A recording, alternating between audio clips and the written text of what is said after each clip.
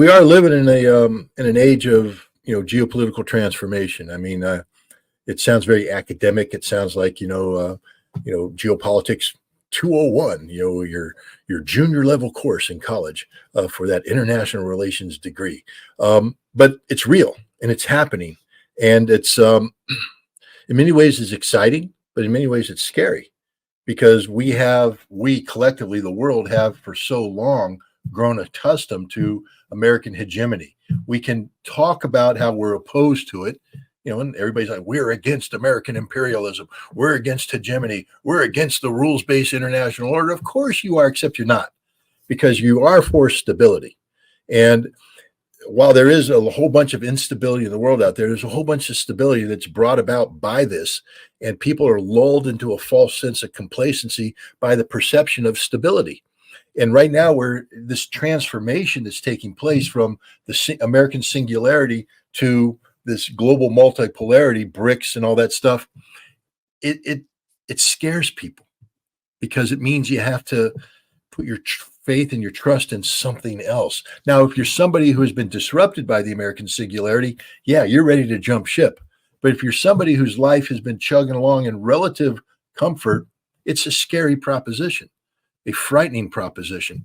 So it's not, automatic logic where people say, well, America's failed, so we're going to jump on the Chinese and the Russian ship. Well, for many places in the world, America hasn't failed. We didn't get to be number one because we're a bunch of losers. Okay, we did some things right, and we bullied our way to the top, whatever you want to say. But America is a very powerful nation that has a lot of successes attached to it.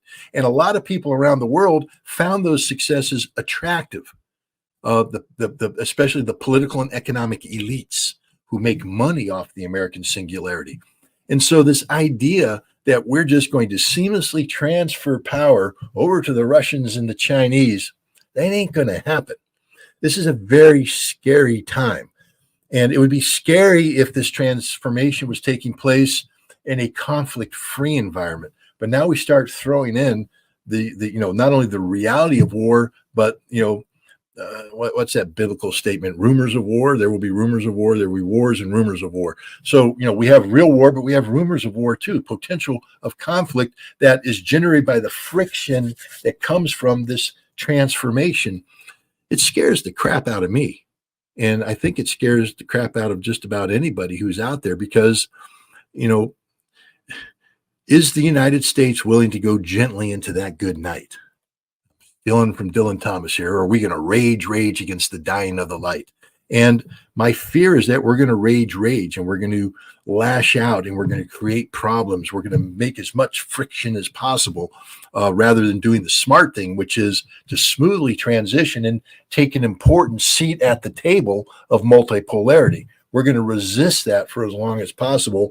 And the consequences aren't just going to be economic and political disruption, but it can be, chaos and conflict as well. So as much as it makes sense for Russia and China to step into this Palestinian, crisis and be the leaders to get us out, it's just not that easy. America's not going to give up the role that it's enjoyed for the last, 40, 50 years as the lead influencer in the Middle East region. We're not going to, hand that mantle over to Russia and China willingly. So there's a lot of disruptive capacity out there, a lot of mischief for America to cause, going forward. Yes, indeed, and perhaps we can close the program on this.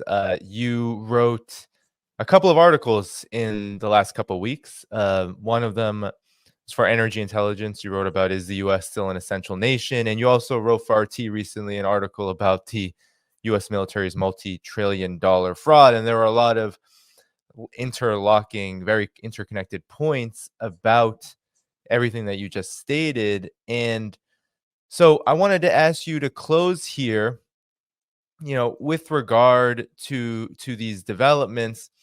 You are also trying to build a campaign, waging peace. You're trying to develop a film. And I'll pull all of this stuff up as you're talking. Given that the United States is spending so much on its military, and all of its maneuvers and its leadership are committed to these maneuvers, point to a pretty disastrous conflict that you say with Russia, with China, and you also have this unresolved and with what's gone on with Israel's onslaught in Gaza. Obviously, still a very relevant point, the Middle East or West Asia. That is still very much a possibility of potential hot conflict. Given all of this, I mean, one, how do you feel like your film, Waging Peace, will contribute to, helping the United States become a more rational actor on the world stage? And two, uh, uh, where do you see this going? Do you see, because on the one hand we have the United States' belligerence is so clear for all of us, but on the other hand there are some pretty stark barriers. A lot of money being spent, not a lot of wars being won, and that could very well lead to massive changes in its own right. So I'll kick it to you while I pull up your materials. Well, I'm I'm old school American, I guess I will say, is that I have faith in the system. I know if I glance over to the comments, I'm probably going to be eviscerated for saying that. How could you have faith in the system? How could you? Look, if I don't have faith in the system, if I don't believe in the potential of this country, then what the hell do I believe in? I mean, America doesn't exist. It's not, it's not a viable entity. And I'm not willing to go down that route. So I hold out hope that the American people will be able to be awakened by all that's happening around him. I wrote this article in RT, and one of the things I talk in there is about the fact that the United States has grown so accustomed to throwing money at the Department of Defense because we just assume that if we funded it, then America will be able to win every war in the world. And what the American people are finding out is that not only could we not defeat the Taliban, not only could we not defeat Al Qaeda, we can't beat Russia, China. We can't beat anybody. We can't beat Iran. We don't have the ability to do this. And yet we're spending all this money. And so I think there's a growing sense of betrayal.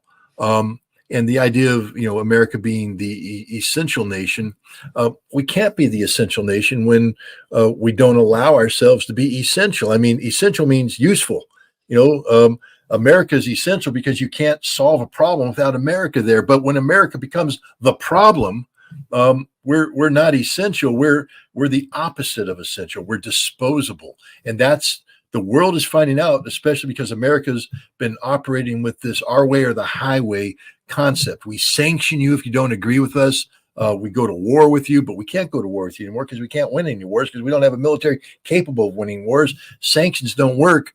And what the world's finding out is, hey, the world can function pretty good without America. In fact, the world probably functions better without America. And so America's got to change the way it's going. If we wait for the government to make this decision, we're screwed. The change has to come from below, from the American people.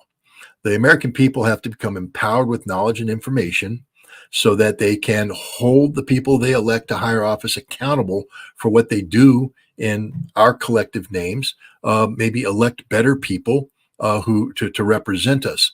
And so ultimately it comes down to conditioning the minds of the American people, exposing them to new ways of thinking.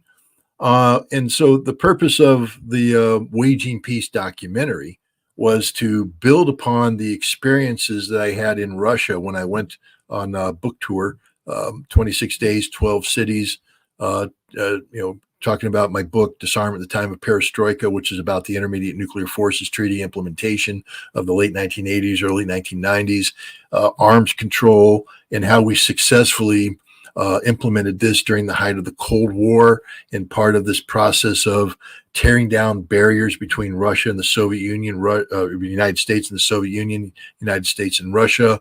It was a wonderful experience.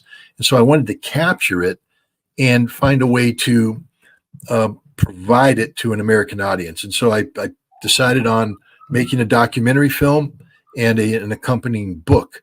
And this is the Waging Peace Project, and you can support it on the Scott Ritter